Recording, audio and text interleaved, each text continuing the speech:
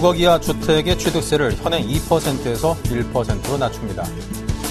수출입 상품의 교역 조건이 27개월 만에 최상 수준을 기록했습니다. 현대차 노조가 중단된 올해 임금 및 단체협약 교섭을 재개한 지 하루 만에 또다시 파업에 들어갔습니다. 지난해 고리 대부업자 등 민생 침해 사범에 대한 국세청의 세금 추징이 급증한 것으로 나타났습니다. 시청자 여러분 안녕하십니까. 센 경제 현장의 임동석입니다. 금요일 코스피 지수 글로벌 경제 지표 호조세에 힘입어서 외국인 순매수까지 가담한 채 1870선을 회복한 채 산뜻하게 마감을 했습니다. 자, 오늘 증시 소식을 조민규 기자와 함께하겠습니다. 안녕하십니까? 안녕하세요. 네, 오늘장 마감 시황부터 알려주십시오. 네, 23일 코스피 지수는 전날보다 21.04포인트, 1.14% 오른 1870.16의 거래를 마쳤습니다. 시장 참여자들이 코스피 지수의 바닥이라고 여겨왔던 1850선을 하루 만에 큰 폭의 상승으로 회복하자 한국이 인도 등 금융위기를 겪고 있는 신흥국들과 차별화됐다는 분석이 더욱 힘을 얻는 분위기입니다. 전날 뉴욕 증시가 글로벌 경제지표 호조로 상승 마감한 가운데 코스피도 이날 개인과 외국인의 순매수에 힘입어 상승 출발했습니다. 장중 개인은 순매도로 전환했지만 외국인이 매수 규모를 늘리며 지수 상승을 견인했습니다. 기관과 개인이 각각 684억 원, 285억 원 순매도했고 외국인이 1,056억 원 매수 우위를 기록했습니다. 프로그램 매매는 3,655억 원의 순매도를 나타냈습니다. 네. 업종별로는 의료정밀과 전기전자, 제조업, 운송장비 등이 강세를 보였습니다. 반면 은행과 전기가스, 보험 등이 내렸습니다. 시가총액 상위 종목 중에서는 조선주 강세 속에 현대중공업이 3.57% 올랐습니다. 삼성전자와 SK하이닉스 등 IT주들도 강세를 보였습니다. 반면 한국전력은 최근 정부가 내놓은 요금체제 개편이 요금 인상에 버금가는 효과를 갖지 못한다는 분석에 1.03% 하락했습니다. 코스닥은 11.55포인트 오른 529.19의 거래를 마쳤습니다. 네. 자, 그리고 미국의 출구 전략 시행을 앞두고 이 채권 시장 불확실성이 커지고 있습니다. 회사채 발행 준비하는 국내 대기업들 상당히 분주해한다고 하는데요. 회사채 발행 시장의 현황은 어떻던가요? 네. 금융감독원에 따르면 국내 주요 대기업과 금융지주 계열사들이 8월 발행했거나 발행 예정인 회사채 금액은 총 2조 5,900억 원입니다. 이는 지난달 2,700억 원의 9배가 넘는 금액입니다. 삼성그룹이 지주회사 격인 삼성에버랜드는 오는 29일 3년과 5년 만기의 회사채를 총 5천억 원 규모로 발행합니다. 지난 4월 발행한 것보다 2천억 원이나 많은 금액입니다. 당초 3천억 원 발행 예정이었으나 수요 예측 흥행 성공으로 5년 만기 회사채 발행량을 2천억 원 늘렸습니다. LG그룹도 8월 이후 회사채 시장의 단골 손님이 되고 있습니다. 이달 초 LG전자가 3,900억 원을 발행한 것을 비롯해 LG패션이 회사채로 500억 원의 자금을 조달했고 LG유플러스도 수요 예측을 거쳐 다음 달 2천억 원을 발행할 예정입니다. SK그룹의 계열사들도 회사채 시장의 모습을 자주 비치고 있습니다. SK그룹의 지주회사인 SKCNC가 30일 3, 5, 7년물에 걸쳐 총 2천억 원을 발행하는 것을 비롯해 SKC도 1,000억 원을 발행할 예정이며 SK케미칼은 이미 1,200억 원을 조달했습니다. 이달 초 3,900억 원을 조달한 우리카드는 조만간 또다시 2,500억 원 규모의 회사채를 추가 발행할 예정입니다. 이달 들어 대기업 계열사들이 회사채 시장을 잇따라 녹화하는 것은 9월 미국의 양적 완화 후폭풍을 피하기 위함입니다. 일반적으로 회사채 금리는 국고채 금리를 기준으로 결정되는데 출구 전략이 본격화되면서 금리가 상승세로 돌아서면 조달 금리가 높아질 수 있기 때문입니다. 유태인 동양증권 채권연구원은 대기업 계열 우량 기업들이 만기 상환 부담이 없는데도 선제적으로 자금 조달에 나서고 있다며 9월 미국 양적 완화 축소 여파의 불똥을 피하기 위해 신규 자금을 회사채 시장에서 적극 조달하려 하고 있다고 말했습니다. 네. 자, 그리고 증권사들이 지금 불황이라서 상당히들 힘들어하고 있다는 것은 주지의 사실입니다. 인력 수급 조절을 통해서 자생력을 키워가는 상황이라고 하는데 증권업계의 어려운 처지는 어느 정도 상황인가요? 네. 이날 증권업계에 따르면 지난 1분기 순이익이 급감했던 증권사 대부분이 하반기 신입사원 채용을 축소할 예정입니다. 지난해 하반기 42명의 신입사원을 뽑은 KDB 대우증권은 올 하반기 공채 시기와 규모를 놓고 고심하고 있습니다. KDB 대우증권 관계자는 지난해에는 9월 초부터 대졸 신입사원을 채용했지만 올해는 아직 미정이라며 공채를 진행할 예정이긴 하지만 구체적인 내용은 아직 결정된 것이 없다고 말했습니다. 우리투자증권도 하반기 대졸 신입 공채를 실시한다는 기본 방침은 세웠지만 언제 어느 정도의 인력을 뽑을지는 확정하지 못하고 있습니다. 고졸 공채만 10명 규모로 결정했습니다. 신한금융투자는 하반기 공채를 하지 않고 상반기에 채용된 인턴 80여 명 중 40~50여 명 정도를 정규직 직원으로 전환한다는 방침입니다. 미래에셋증권은 11월에 신입 공채를 할 것으로 알려졌습니다. 미래에셋증권 관계자는 인사팀에서 신입 공채 여부를 검토 중이라며 채용하면 11월 중에 할 것이라고 말했습니다. 중소형 증권사의 채용은 더 심각하게 잠겨 있습니다. SK증권과 유진투자증권, KTB투자증권 등은 올해 하반기 공채를 아예 포기한 상태입니다. 네, 잘 들었습니다. 지금까지 조민규 기자였습니다. 감사합니다. 고맙습니다.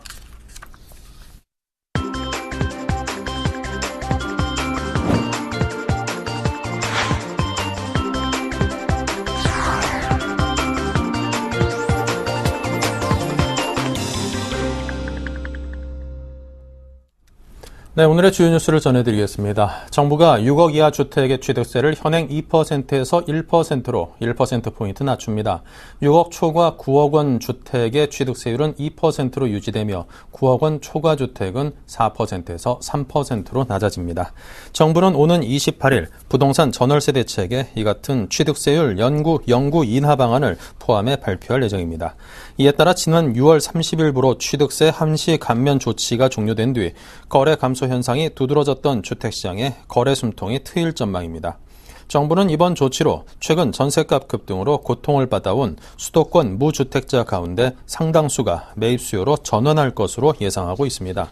정부는 취득세 영구 인하 방안을 담은 지방세법 개정안을 9월 정기국회에 제출할 계획입니다.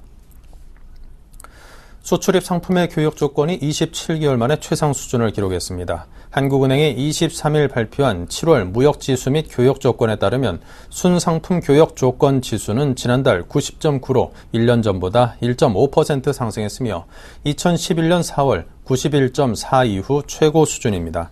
순상품 교역 조건 지수는 한 단위의 수출 대금으로 수입할 수 있는 상품의 양을 나타냅니다. 소득 교역 조건 지수는 114.3으로 작년 동월보다 3.8% 올랐습니다. 현대차 노조가 중단된 올해 임금 및 단체 협약 교섭을 재개한 지 하루 만에 또다시 파업에 들어갔습니다.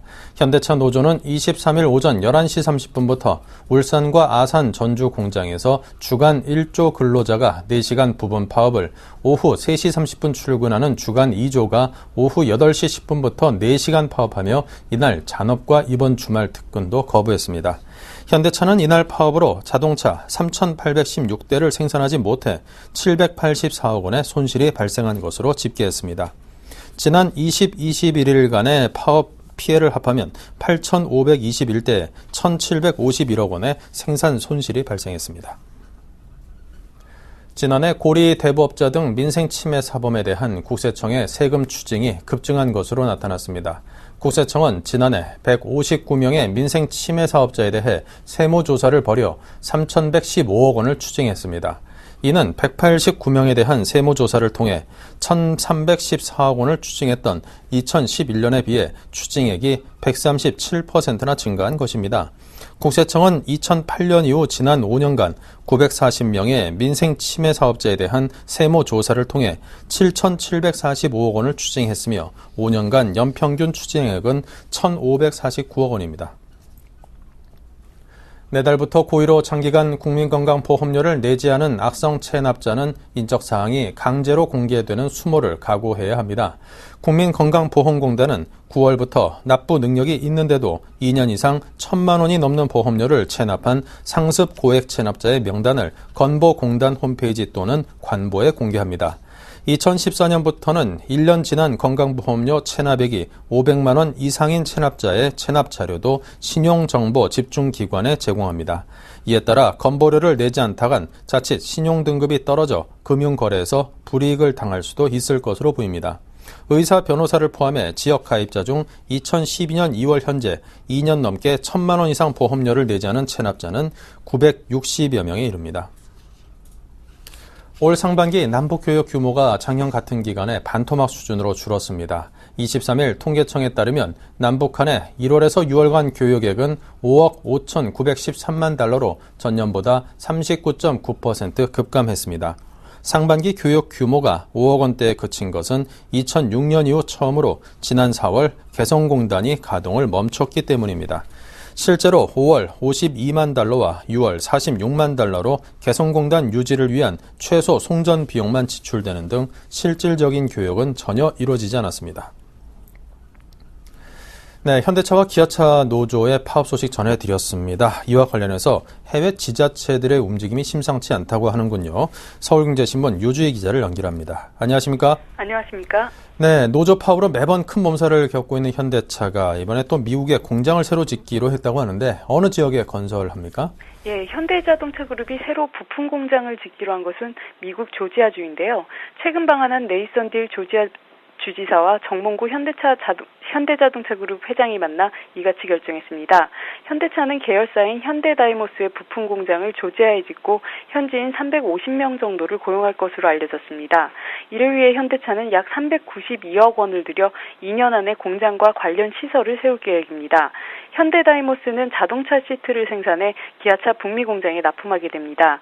조지아주 정부는 다이모스 공장에 제품을 수송할 철도를 건설해주겠다고 약속하는 등 파격적인 유치 혜택을 제시한 것으로 알려졌습니다. 네. 자, 이 국내에서는 파업이 한창이긴 합니다만 해외 지자체에서는 오히려 더 적극적인 모습이군요. 자, 이 현대 다이모스의 공장 외에도 현대차의 북미 제3공장 유치전도 함께 치열하다고 하던데요. 예, 현대차는 물량이 부족한 북미 지역에 제3공장을 짓는 방안을 검토해왔는데요. 조지아주뿐만 아니라 엘라베마주에서도 적극적으로 나서고 있습니다. 로버트 벤틀리 엘라베마 주지사가 오는 10월 방한할 예정일 것으로 알려졌고요. 현지 지자체 입장에선 현대차 공장을 자신들의 지역에 세우면 일자리를 늘리고 표심을 잡을 수 있기 때문에 더욱 적극적입니다. 특히 국내 공장이 파업에 돌입한 상황에서 생산성이 더 높은 미국에서의 생산량을 늘리라는 메시지를 전하고 있는데요. 한국경영자총협회에 따르면 국내 공장에서 현대차 한 대를 만드는 데 걸리는 시간은 약 30시간입니다. 반면 현대차의 미국 엘라베마 공장이나 닛산 공장의 경우 18시간대에 불과합니다. 네. 자, 현대차 입장에서는 생산성도 높고 노조 갈등도 잦은 생산성도 낮고 이 노조 갈등도 워낙 심하니 국내보다는 해외 공장을 상당히 선호할 수밖에 없을 것 같은데요. 자, 그렇다면 이게 해외에서 생산량을 늘리겠다는 판단이 작용한 거 아닐까요? 예, 이미 지난 21일 이틀간의 파업으로 4,185대, 856억 원 규모의 생산 차질이 발생한 것으로 집계됐고요. 올해 초에도 노조가 주말 특근을 거부하면서 1조 7천억 원 규모의 생산 차질이 생겼습니다. 이 때문에 이미 사측에서도 해외 공장에서의 생산량 확대로 대응한 것으로 알려졌습니다. 현대차 관계자들 역시 파업으로 손실이 커지면 당연히 해외 생산을 늘릴 수밖에 없다는 입장입니다. 현대차는 현재 중국과 미국, 인도와 터키, 체코, 러시아, 브라질 등 총 7개 국가에서 10개의 공장을 가동하고 있습니다. 해외 생산 비중 역시 2008년 40%에서 올해 상반기 61%까지 늘어난 상황입니다. 네, 빨리 좀 노사 갈등이 해소돼야겠습니다. 자, 현대차 파업. 앞으로 어떻게 될까요? 워낙 여론이 좀 싸늘하게 돌아가는 것 같아가지고 좀 잘 좀 해결될 수 있을런지 궁금합니다. 예, 양측은 추석 전까지 임단협을 마치겠다는 입장이지만 사측이 노조의 요구를 얼마나 받아들일지가 관건인데요. 현대차 노조는 180개 세부 사항의 요구안을 제시했는데 사측에서는 일부 무리한 요구가 있다는 입장입니다. 예를 들어 기본급을 평균 6.9%인 13만 498원 인상한다거나 상여금을 기존 750%에서 800%로 인상해달라는 요구가 대표적입니다. 또 퇴직금 누진제 신설과 대학 미진학 자녀에 대한 기술취득지원금 1,000만 원 지급에 대해서도 난색을 표시하고 있습니다. 현대차 노사는 22일 교섭을 제기했지만 의견 차이를 좁히지 못했는데요. 노조는 파업 수위를 높이고 주말 특근도 거부하기로 했습니다. 다음 교섭은 27일로 예정됐습니다. 네, 잘 들었습니다. 지금까지 산업부의 유주희 기자였습니다. 감사합니다. 감사합니다.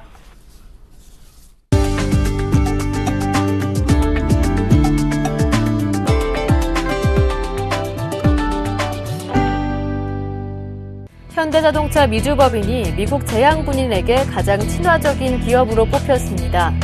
미국 제양군인의 잡지 제양군인은 제향군인을 많이 고용할 뿐 아니라 제향군인 부품업체와 활발하게 거래하는 등 제향군인 친화 기업으로 현대차 미주법인을 선정했습니다. 제향군인이 올해 뽑은 친화적인 기업 가운데 자동차 업체는 현대차뿐입니다. 현대차가 미국에서 막강한 영향력을 지닌 제향군인의 높은 평가를 받은 것은 군인에 대한 특별 할인 프로그램도 행복했습니다. 현대차 미주법인은 주 방위군을 포함한 모든 현역 군인과 제향 군인이 차를 살 때 일괄적으로 $500씩 깎아주고 있습니다. 올해 미국에서 현역 군인과 제향 군인이 타는 자동차 10대 가운데 한 대는 현대차입니다.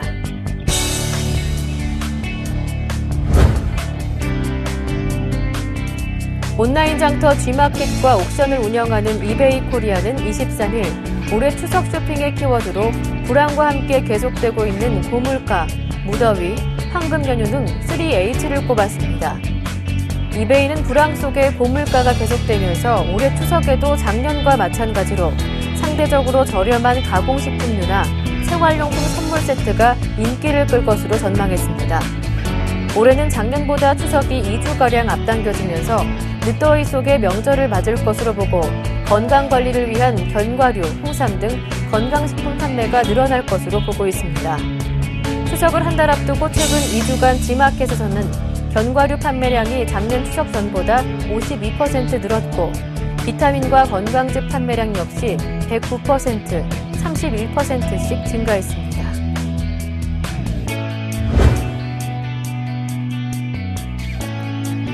한국 경제의 고용 창출력이 갈수록 나빠지고 있습니다. 한국은행이 23일 내놓은 산업 연관표를 이용한 한국 경제 구조 분석 자료를 보면 2011년 한국 수출의 취업 유발 개수는 7.3명에 그쳤습니다. 이는 2005년의 10.8명보다 3.5명이 줄어든 것입니다. 취업 유발 개수는 10억 원의 추가 수요가 생길 때 직간접으로 창출되는 일자리입니다. 6년 전엔 휴대전화나 자동차 등 수출이 10억 원 늘 때 약 11명이 새로 고용됐는데 이젠 7명분의 일자리만 생긴다는 것입니다.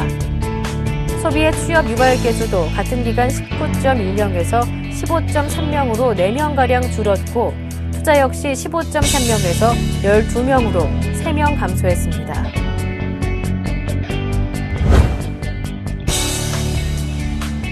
한일 양국 중소기업들이 경제 분야에서 협력을 강화하기로 했습니다.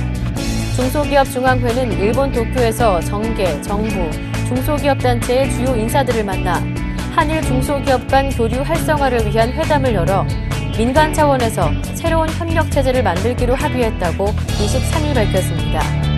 양측은 중소기업 간 교류가 활성화되도록 한일 양국의 정치인, 정부 인사, 중소기업 대표, 전문가 10명에서 15명이 각각 참여하는 한일 중소기업 발전 협의체를 구성해 매년 포럼을 열기로 했습니다. 한일 중소기업 정책 포럼을 구성해 상시적인 협력 청구로 운영하고 미래지향적인 경제 협력을 도모하는 데 전폭적으로 합의했습니다.